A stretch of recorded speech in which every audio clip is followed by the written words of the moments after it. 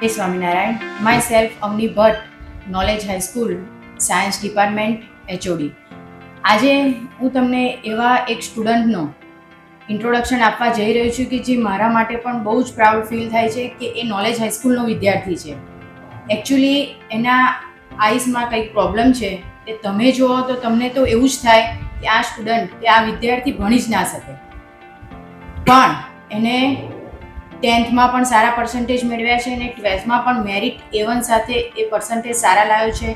JEEની પણ એને એક્ઝામ આપી છે અને આખા વર્ષ દરમિયાન જે કંઈ પણ ટેસ્ટ લેવાયા છે તેમાં થ્રુ આઉટ એ 95% ઉપર રહ્યો છે.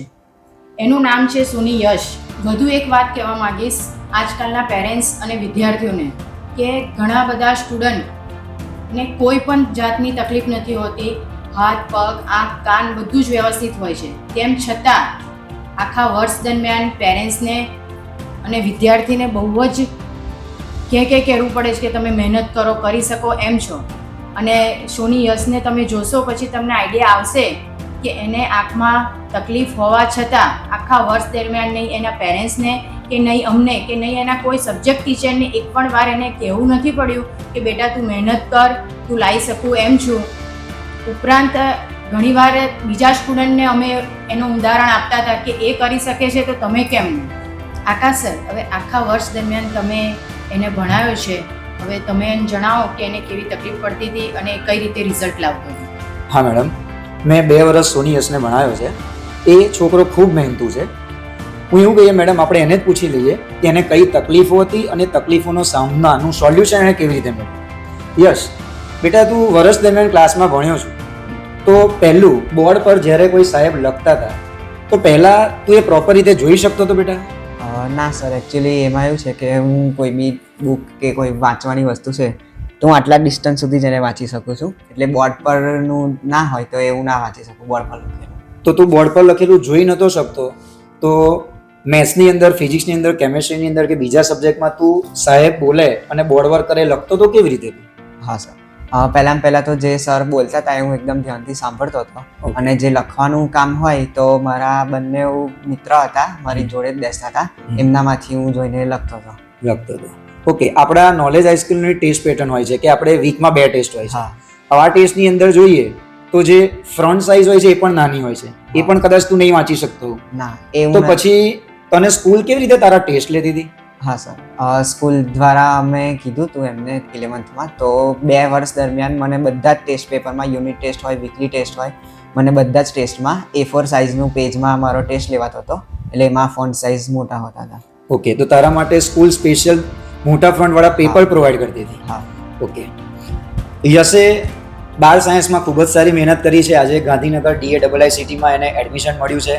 તો સ્કૂલની વાત તો મેં કરી, પણ આજે એના પેરેન્ટ્સ પણ આપણી સાથે છે તો હું એમના સાથે પણ જાણવા માંગીશ કે ઘરે યશ કેવી રીતે કામકાજ કરતો હતો કે આટલું સારું રિઝલ્ટ મેળવી શક્યો આવી પરિસ્થિતિ હોવા છતાં. યશને અમારે કોઈ દિવસ કહેવું જ નહીં પડ્યું કે તું ભણવા બેસ. હું તો અમારે એને આટલો પ્રોબ્લેમ છે તો અમે એને એવું કહીએ કે બસ હવે તું મૂકી દે. પછી કે ના, એ એનો ટાર્ગેટ પૂરો કરીને સૂઈ જતો હતો રાત્રે કે મારે આટલું પૂરો કરવાનો છે કોર્સ, એની માટે પૂરો કરી જ દે. ઓકે, એટલે હાલની તારીખમાં એને હજુ બી એને કોઈ બી સોલ્યુશન કોઈના ફ્રેન્ડને જરૂર હોય તો એ ફોન પર બધા એના ફ્રેન્ડ એની જોડે શીખે કે આ રીતનો મારો જવાબ નથી આવતો તો હું શું કરું. તો યસ આખા મેથ્સના સોલ્યુશન એવો કરી આપતો હતો ફોન પર, ઘણા બધા વિધાઉટ પેજ. ક્લાસની અંદર પણ ઘણા બધા સ્ટુડન્ટ્સને હેલ્પ કરતો હતો. વિદ્યાર્થીને આંખની થોડી તકલીફ હોવા છતાં આજે 12 સાયન્સમાં ખૂબ સારું પરિણામ મેળવ્યું છે. પરિણામ પણ આપણે એની સાથેથી જ જાણીએ. બેટા, તારા 12 સાયન્સમાં અત્યારે મેથ્સમાં કેટલા માર્ક્સ આવ્યા છે? 98 માર્ક્સ છે. ફિઝિક્સમાં બેટા કેટલા માર્ક્સ છે? 93. અને ગુજસેટમાં બેટા 92.5. અને કેમેસ્ટ્રીની અંદર બેટા 96. Very good. એને આંખની પ્રોબ્લેમ હોવા છતાં એણે મગજનો ભરપૂર ઉપયોગ કર્યો અને ભગવાને ખામી શું આપી છે એની ઉપર એણે ફોકસ ના કર્યું, પણ શરૂઆતથી એનો ગોલ રહ્યો હતો કે મારે સર 12 સાયન્સ પછી IITમાં એડમિશન લેવું છે. અને આજે એ વ્યક્તિએ શરૂઆતથી શું ભગવાને મને નથી આપ્યું એના પર ફોકસ નથી કર્યું, પણ મારે શું જોઈએ છે એના પર જ ફોકસ કર્યું છે અને આટલું સારું પરિણામ મેળવી શક્યું છે.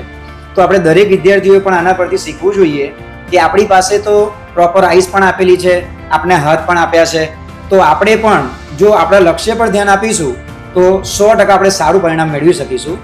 થેન્ક યુ વેરી મચ યશ બેટા. Thank you, sir. અમને પણ આજે ખૂબ પ્રાઉડ ફીલ થાય છે કે તે આટલું સારું રિઝલ્ટ મેળવ્યું અને ગાંધીનગર DAIICTમાં એડમિશન મેળવ્યું. એથી સ્કૂલ પણ તારો ખૂબ ખૂબ આભાર માને છે.